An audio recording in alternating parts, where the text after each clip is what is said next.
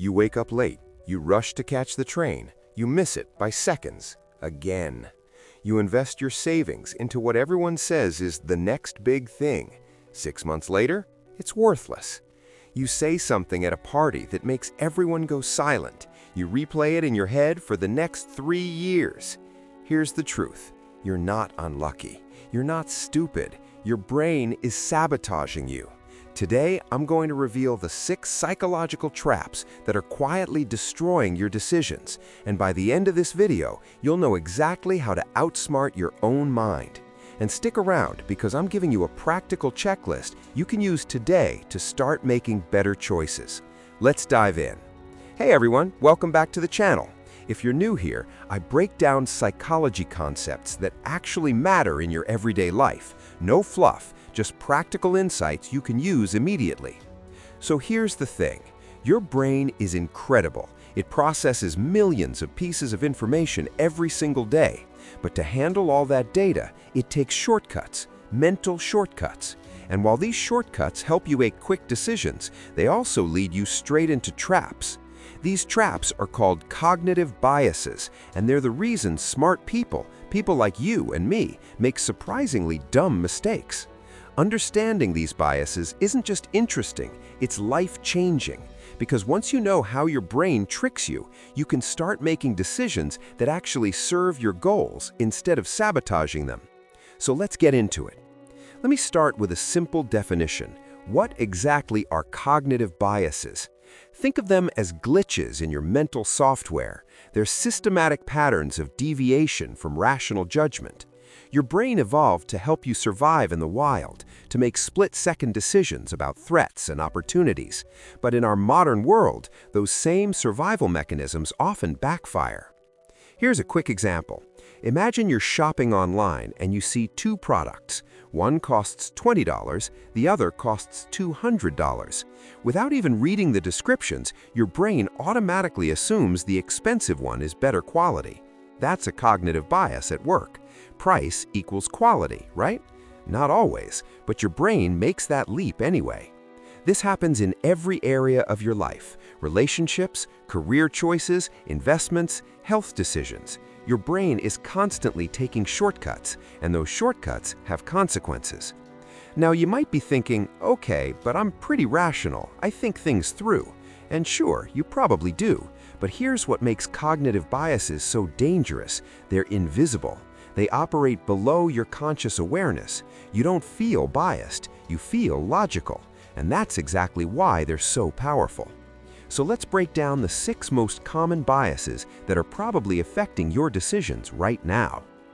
Let's start with the big one, confirmation bias. This is probably the most dangerous bias of all, and here's why. Confirmation bias is your brain's tendency to seek out, interpret, and remember information that confirms what you already believe, while ignoring or dismissing information that contradicts it.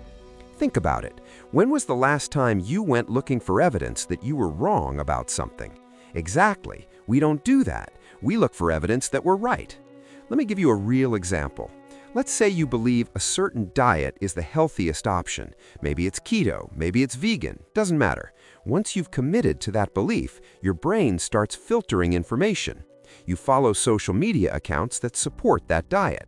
You remember the success stories and forget the failures. When someone shares research that contradicts your view, you find reasons to dismiss it. The study was flawed. The sample size was too small. They had an agenda. Your brain is protecting your existing belief system, even if that belief is wrong. This happens in politics all the time. People watch news channels that align with their views. They follow commentators who echo their opinions. And over time, they become more and more convinced that they're right and everyone else is crazy. But here's the thing. The people on the other side are doing the exact same thing. They're trapped in their own confirmation bias bubble. And when you're inside the bubble, you can't see the walls. So here's a question for you, and I want you to really think about this. When was the last time you actively sought out information that challenged your beliefs? When did you last read an article or watch a video from someone you disagree with just to understand their perspective? If you can't remember, you're probably stuck in a confirmation bias loop. The antidote is simple, but uncomfortable. Actively seek contrary evidence. Force yourself to engage with viewpoints that make you uncomfortable. That's how you break free. All right, let's move to the second bias, anchoring bias. This one is sneaky because it feels so innocent. Anchoring bias is your brain's tendency to rely too heavily on the first piece of information you encounter when making decisions. That first piece of information becomes an anchor, and everything else gets judged relative to that. Here's how this plays out in real life. Imagine you're negotiating a salary for a new job. The employer says, "We're thinking $40,000. Now, even if that's way below market rate, that number is stuck in your head. It's the anchor. When you counter with $50,000, it feels like a big jump, even though $50,000 might still be too low. The initial number shaped your entire negotiation. Or think about shopping. You see a shirt marked down from $200 to $120. Your brain doesn't think, "Is this shirt worth $120? It thinks, "Wow, I'm saving $80. The original price becomes the anchor, even though it might have been inflated to begin with. This happens with first impressions, too. If someone describes a colleague to you as difficult before you meet them, that becomes your anchor. Even if that colleague is perfectly pleasant, you're looking for signs of difficulty. You're anchored to that initial characterization. Here's a quick test. If a shirt is originally priced at $200 but discounted to $120, do you feel like it's a good deal? Most people do. But the question you should be asking is, would I pay $120 for this shirt if I'd never seen the original price? That's how you beat anchoring bias. Ignore the anchor. Make decisions based on actual value, not relative comparison. Now, let's talk about bias number 3, loss aversion. This one is fascinating because it reveals something deep about human psychology. We hate losing more than we love winning. Studies show that the pain of losing something is roughly twice as powerful as the pleasure of gaining something of equal value. Think about that. Losing $20 hurts more than finding $20 feels good. This asymmetry drives so much of our behavior, and usually not in a good way. Here's where this shows up. You buy a stock and it starts losing value. Rationally, you should cut your losses and move on, but you don't. You hold on, hoping it'll bounce back, because selling means accepting the loss, and accepting the loss feels unbearable. So you hold on, and it drops further. Loss aversion costs you even more money.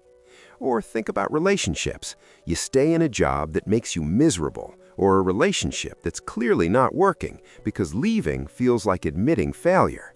You've already invested so much time, so much energy.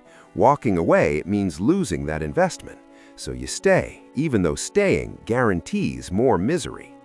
This is called the sunk cost fallacy, and it's driven by loss aversion. You're making decisions based on past investments instead of future outcomes. Here's the hard truth. The time and energy you've already spent is gone. You can't get it back. The only question that matters is, what's the best decision moving forward?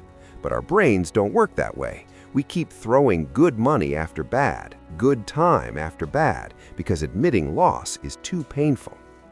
So ask yourself, have you ever kept something in your life that was clearly bad for you just to avoid losing it? A bad investment? A toxic friendship? A failing project? If the answer is yes, that's loss aversion talking. The way to beat this bias is to reframe the question. Don't ask, what will I lose if I quit? Ask, what will I gain if I move on? Shift your focus from loss to opportunity. All right, let's hit bias number 4, the availability heuristic. This is your brain's tendency to judge the likelihood of events based on how easily examples come to mind.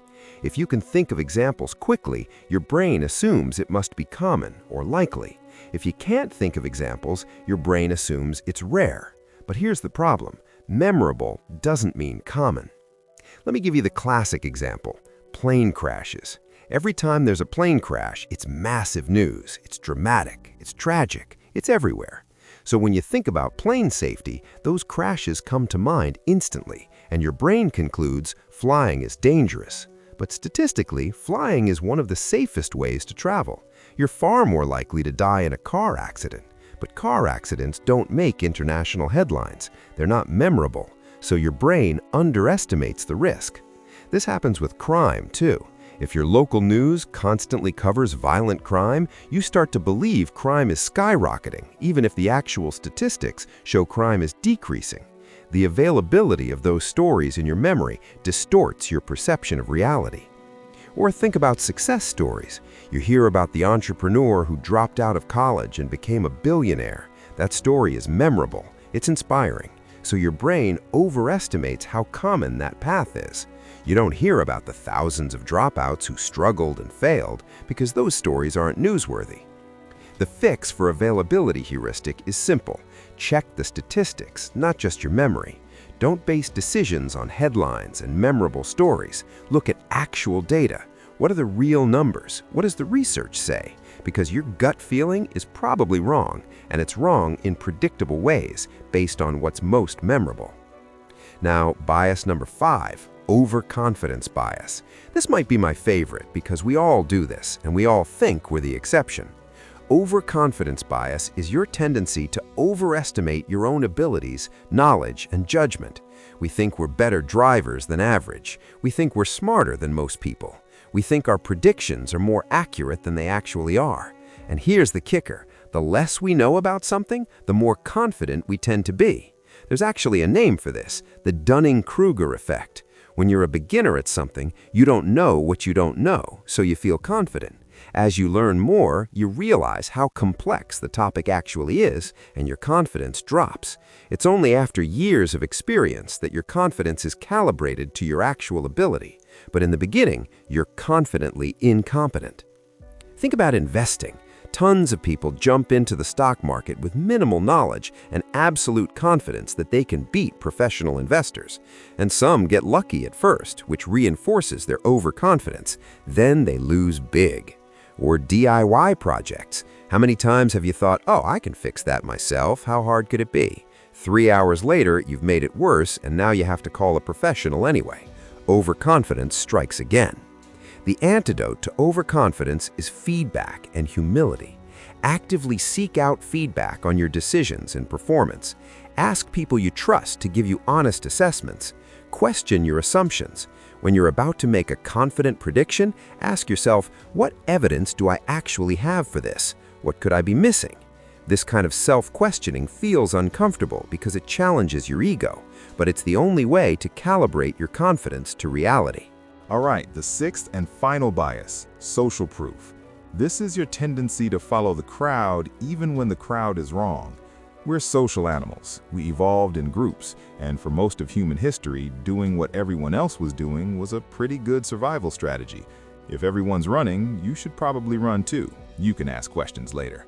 But in modern life, social proof leads us astray constantly. Think about viral challenges. Someone starts a ridiculous trend online, and suddenly millions of people are doing it, not because it makes sense, but because everyone else is doing it.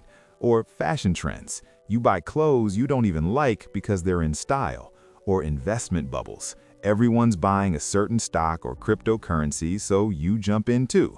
And then the bubble bursts, and you're left wondering why you followed the crowd off a cliff. Social proof is everywhere in marketing too. Ever notice how many ads say things like, join thousands of satisfied customers, or best-selling product? They're leveraging social proof. Your brain sees that other people have made this choice, and it assumes the choice must be good. But crowds can be wrong. Crowds can be manipulated. Crowds can panic. Just because everyone's doing something doesn't mean you should. The key to beating social proof is to make independent assessments before following the crowd. Ask yourself, if nobody else was doing this, would I still think it's a good idea? If the answer is no, then you're just following the crowd. And that's not a strategy, that's laziness. So those are the 6 cognitive biases that are probably running your life right now. Confirmation bias, anchoring bias, loss aversion, availability heuristic, overconfidence bias, and social proof. But knowing about biases isn't enough. You need a system to actually avoid bad decisions. So let me give you 4 practical strategies you can implement today. Strategy 1.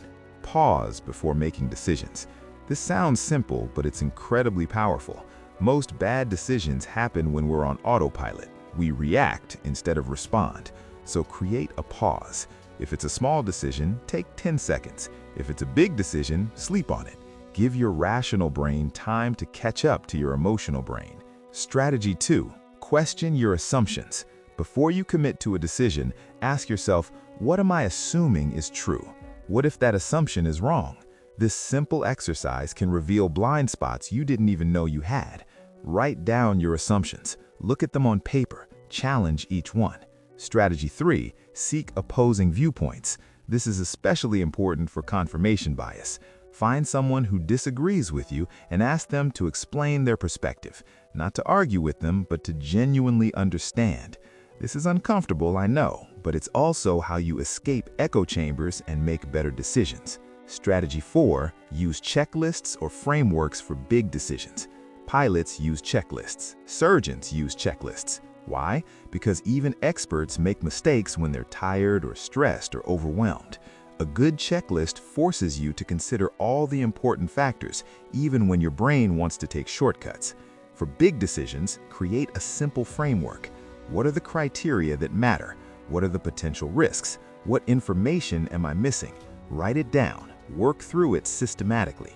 These 4 strategies won't eliminate cognitive biases, nothing can, but they'll significantly reduce their impact on your life. And over time, you'll start noticing your biases in real time, which gives you the power to correct them. Now, let me tie this all together with a real story. In 2000, a company called Pets.com went public. They sold pet supplies online. Sounds reasonable, right? At their peak, they were valued at nearly $300 million. Investors were throwing money at them. Everyone wanted in. Why? Because everyone else was investing. Social proof. The stock market was booming, and tech companies were the future. Confirmation bias. People ignored warning signs, like the fact that Pets.com was losing money on every single sale. Anchoring bias. They were anchored to the initial hype and valuation. Then, in November 2000, just 9 months after going public, Pets.com collapsed. The company shut down. The stock became worthless. Investors lost everything. This wasn't a story of bad people or stupid people. It was a story of cognitive biases running wild.